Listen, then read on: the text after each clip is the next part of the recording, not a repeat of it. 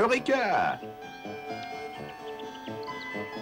Nous savons déjà que l'une des manières les plus importantes par laquelle l'énergie thermique se répand est sous forme d'ondes.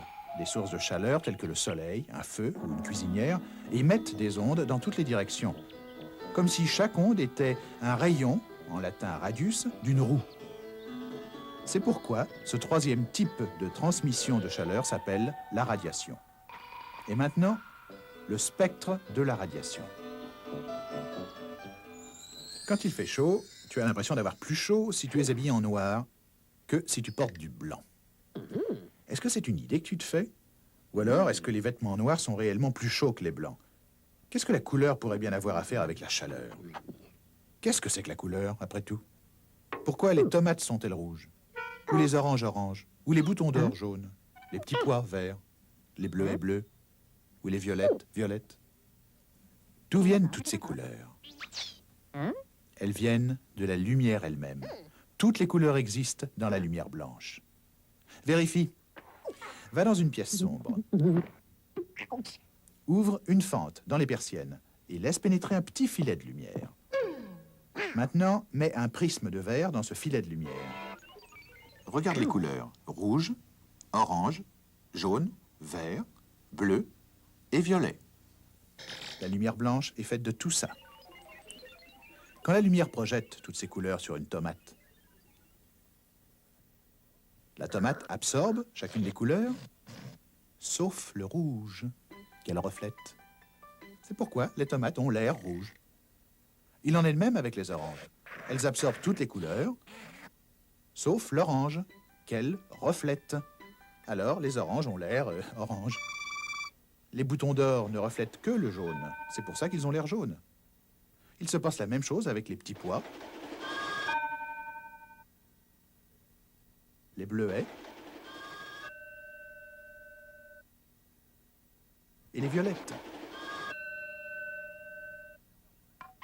Maintenant, si on mélange toutes ces couleurs ensemble, à nouveau, on obtient la lumière blanche une fois encore, parce que le blanc n'est tout simplement qu'une combinaison de toutes les couleurs.